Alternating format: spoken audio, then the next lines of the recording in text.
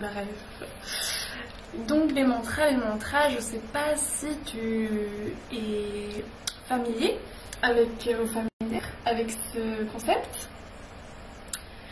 En gros, il s'agit de vibration. I will maybe... peut-être que je vais parler en anglais là, parce que j'avoue que l'anglais me vient assez facilement aujourd'hui. Donc il y aura peut-être de l'anglais. I'm sorry. And not. Okay, so yes, it's all about vibration in the body, and ce sont des sons. C'est pas des, enfin c'est-à-dire que les mots, tous les mots que je suis en train de sortir ici, d'exprimer, ils ont une vibration. Et ces chants également ont une vibration, cependant, celle-ci a une autre fréquence que les mots du quotidien. Et elle se rapproche d'une fréquence la plus... c'est comme s'il y avait plein de fréquences. Et là, les mantras, ils vont à la première fréquence. Tu vois? Donc on peut le voir comme ça. Et le mantra le plus connu, c'est le Om. Om Namah Shivaya. C'est le mantra dit primordial. Et pourquoi? Donc là je vais te dire une connaissance, là je m'apprête à te dire une connaissance que je n'ai pas eue de par moi-même, mais que j'ai lu. Et donc apparemment le Om serait un... Enfin en fait il se retrouve dans énormément de cultures, par le Amen ou d'autres choses comme ça. C'est... Et donc le Om, juste le Om, c'est vraiment la fréquence, la première fréquence. Il n'y a pas d'ordre, hein, c'est juste des images. Mais c'est on va dire c'est la fréquence, ouais, sur à partir desquelles toutes les autres fréquences apparaissent. C'est pas tant ça, non, c'est pas tant à partir desquelles, mais c'est, voilà, si on prend un microscope, tout, on arrive au Om. Voilà. Donc ça c'est le plus connu. Donc on peut chanter des Om. Il y a différentes méthodes d'apprentissage des Om. Il y en a qui vont dire qu'on va faire d'abord un A-O. Donc le j'y viens. A-O. Il y en a qui vont juste faire le O.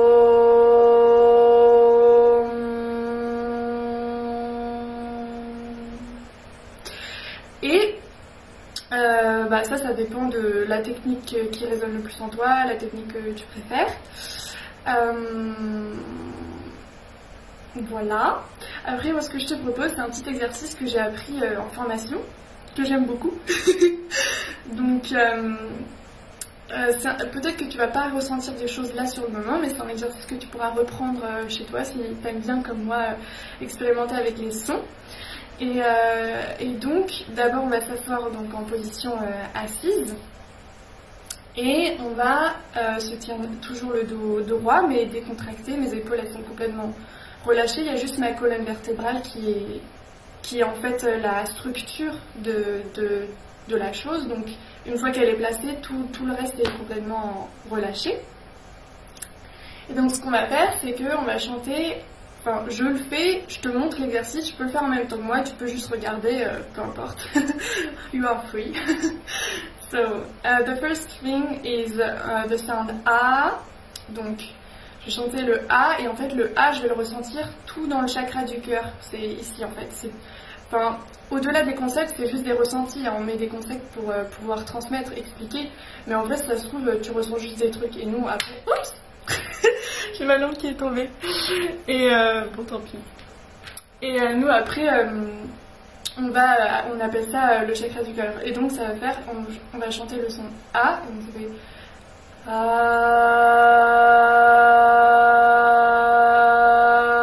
Et là, on sent vraiment toutes les vibrations ici. Après, on chante le son O. Le son O, il va se trouver vers la zone du ventre. Donc, et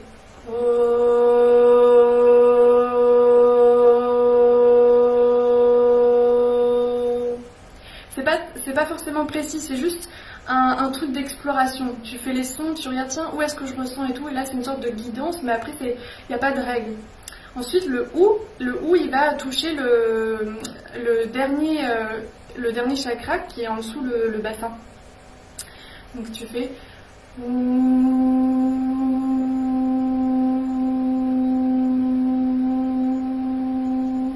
là tu ressens les vibrations au dernier.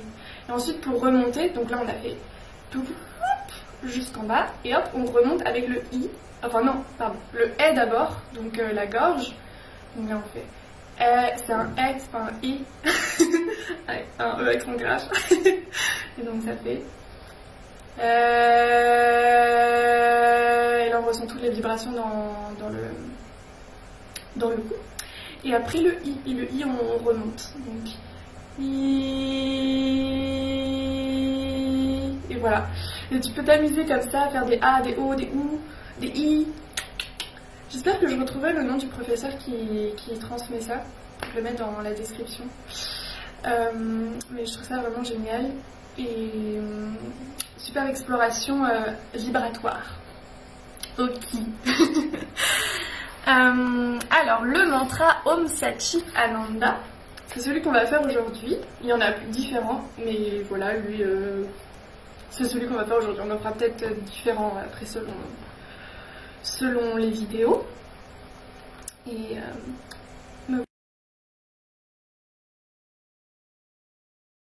alors, Om Sat Chit Ananda, on a Om qui est le son originel dont je parlais earlier. Et Highest Energy, donc j'ai noté juste la signification sur mon carnet, c'est pour ça que là je regarde. Mais je pense pas que je vais te donner toute la signification, enfin tu peux retrouver la signification, mais tu verras qu'elle est particulière à une culture. Donc peut-être que les mots, ils vont pas te parler, ou tu vas dire en mode ça me parle pas du tout, nanana. Mais c'est pas ça qui nous intéresse. En fait, les mots, c'est juste des mots, c'est juste des concepts. Et tu as peut-être les mêmes références, mais sous différentes concepts, sous différentes approches dans ton expérience. Donc eux, ils ont des concepts qui leur sont propres, comme par exemple le créateur, comme par exemple la Divine Mother, la Mère Divine. Mais voilà, tu vois ce que je veux dire? Il faut s'approprier, chaque pratique est à s'approprier, et à trouver ce qui dedans te résonne en toi. Donc Om Sat Chit Ananda. Ananda c'est la joie, bliss, la joie subtile comme j'aime l'appeler. Chit consciousness, la conscience, donc c'est ce qu'on peut voir comme la vie, c'est là où c'est la vie. Et Sat c'est forme, sans forme. Donc c'est les choses du monde, enfin du monde, j'aime pas trop dire ça, mais l'invisible on va dire. Non-duel, la non-dualité, comment les choses qu'on ne perçoit pas à travers voilà, un concept, un nom, une définition, tu vois ce que je veux dire? Yes. Donc voilà. Om Sat Chit Ananda Parabrahma. Parabrahma, il l'appelle, finalement je te fais la traduction, tant pis. Ils le traduisent comme le suprême créateur. Donc là encore, tu le rapproches à ton expérience. Suprême créateur, peut-être que toi c'est la vie. Peut-être que moi par exemple, je l'appellerais plus l'essence, je l'appellerais plus, j'aime bien le mot divin, la divinité. Chacun ses repères dans l'espace et le temps. Donc ça fait Om Sat Chit Ananda Parabrahma Purushottama. Purushottama, la traduction, donc moi je l'ai en anglais donc je te le fais en français, c'est l'incarnation.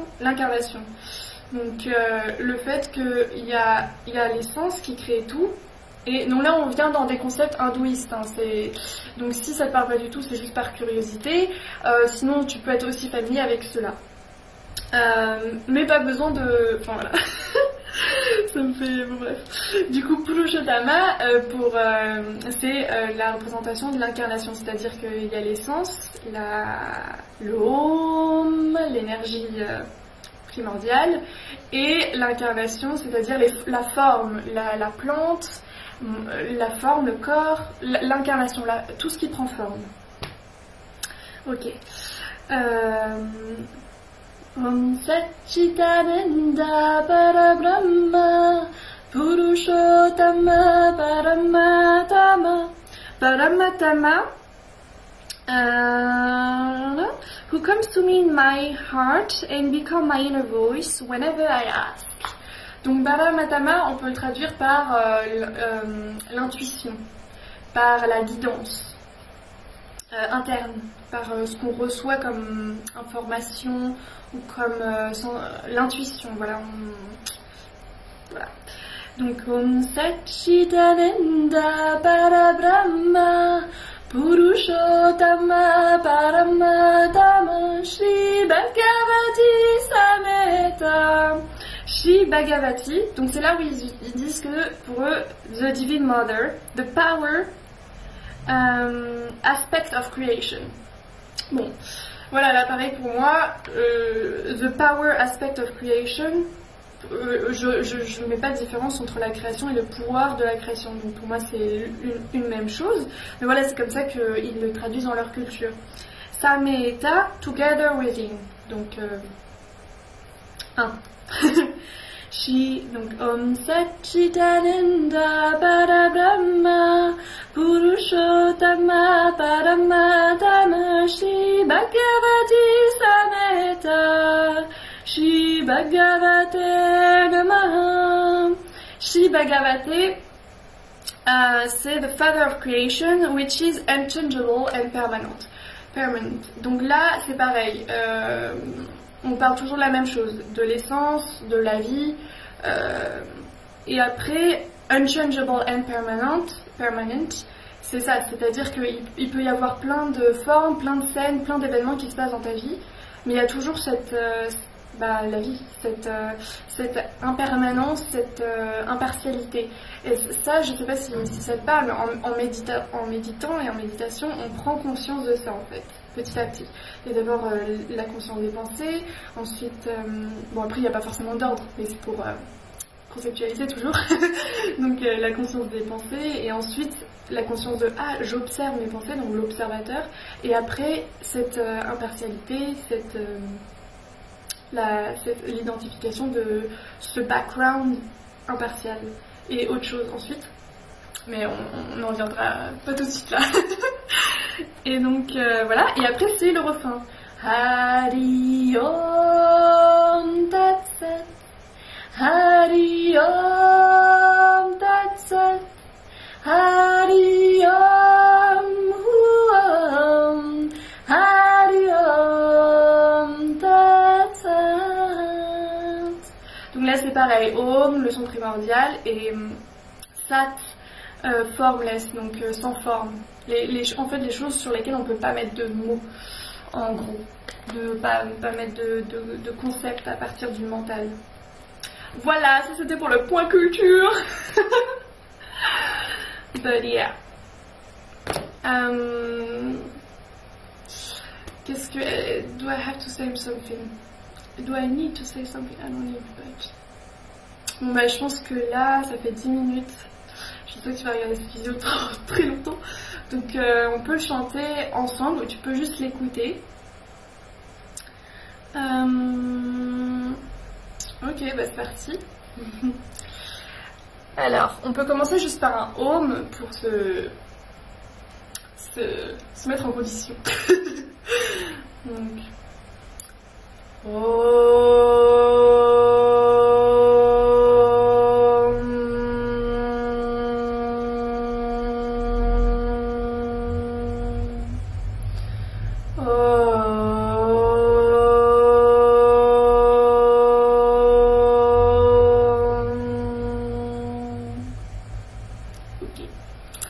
et après, ben, on peut chanter. Yeah.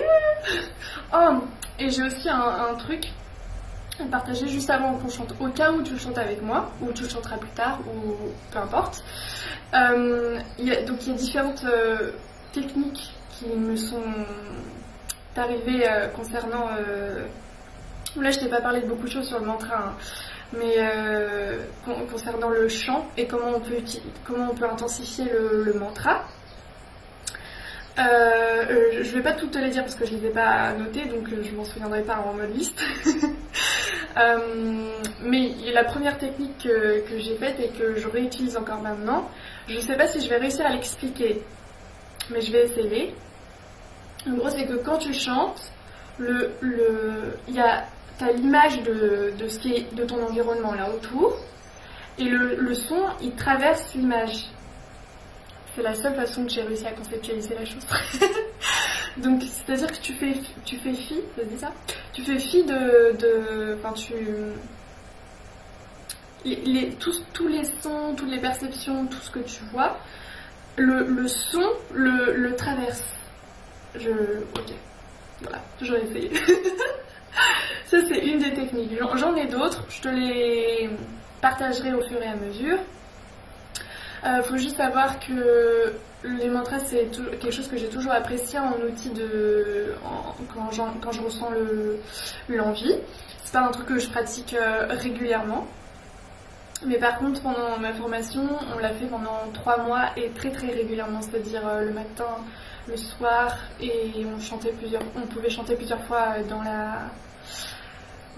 la journée. J'espère que enfin, ça dépend les jours, bref.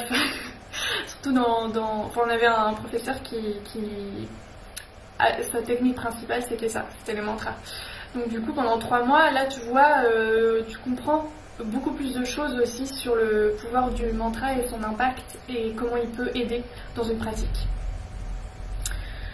Voilà, ok, c'est parti.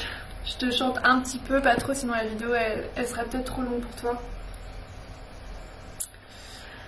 Om Satchitananda Parabrahma Purushottama Paramatama Shri Bhagavati Sameta Shri Bhagavate Namaha. Om Satchitananda Parabrahma Purushottama Paramatama Shri Bhagavati Sameta Shri Bhagavate Namaha. Om Satchitananda Parabrahma Purushottama Paramatama Shri Bhagavati Sameta Shri Bhagavate Namaha. Hari Om Om Hari Om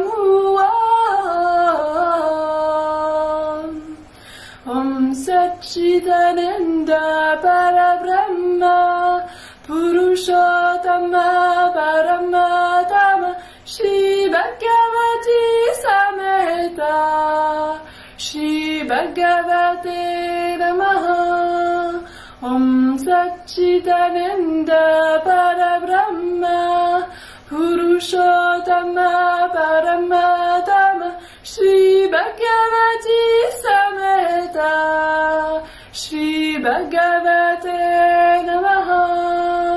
Om Satchitananda Parabrahma Purushottama Paramatama Shri Bhagavati Sameta Shri Bhagavate Namaha. Hari Om Om Hari Om Om.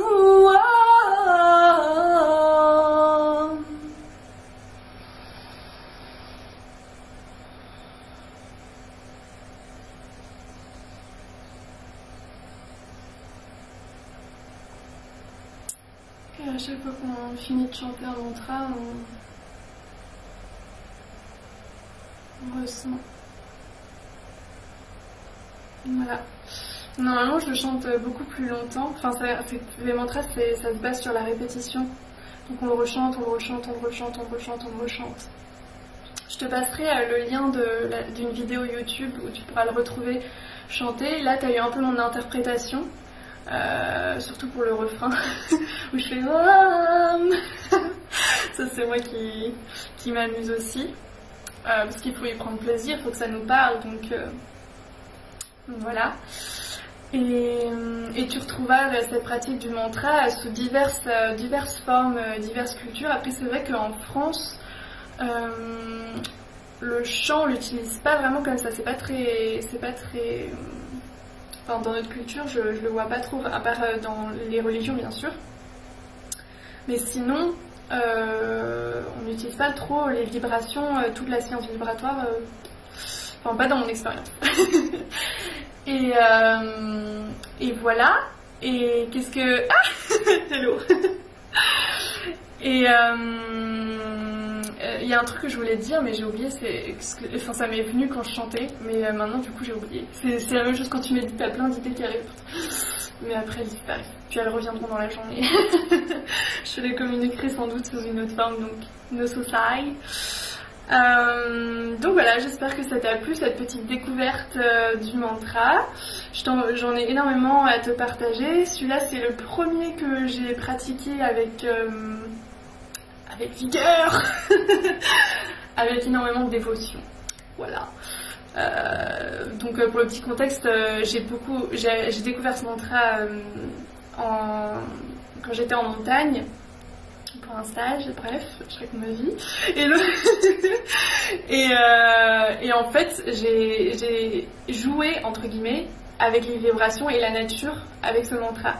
Et c'est pour ça que je te disais que j'avais cette astuce de, quand tu chantes, bon, là j'avoue que j'y arrive moins parce que bon, il y a un peu enfin, je sais, ma voix qui tremble un petit peu et tout parce que je suis pas encore super confortable, mais quand je suis vraiment dedans et tout, il y a ce truc de le chant vraiment transperce. Il y a l'image, la perception de ce que t'as, de ce que tu vois qui devient fixe, et ensuite t'as le chant. Genre, je sais pas si tu... Et donc en fait, c'est à la montagne où j'ai pu... Parce que la montagne, il n'y a pas grand chose qui bouge. Et donc quand tu chantes, tu ressens à quel point... je sais pas si j'arriverai à le conceptualiser. Mais voilà. Dans la nature, chanter des mantras comme ça, c'est assez ouf. Et j'adore chanter pour la nature aussi. Voilà. Bon. Je pense que j'ai tout dit. J'espère que tu as apprécié cette petite, ce partage. Et que ce soit par curiosité, ou que ce soit parce que tu pratiques aussi ces chants, peu importe. En tout cas, merci beaucoup. Et voilà, bonne journée. Ciao.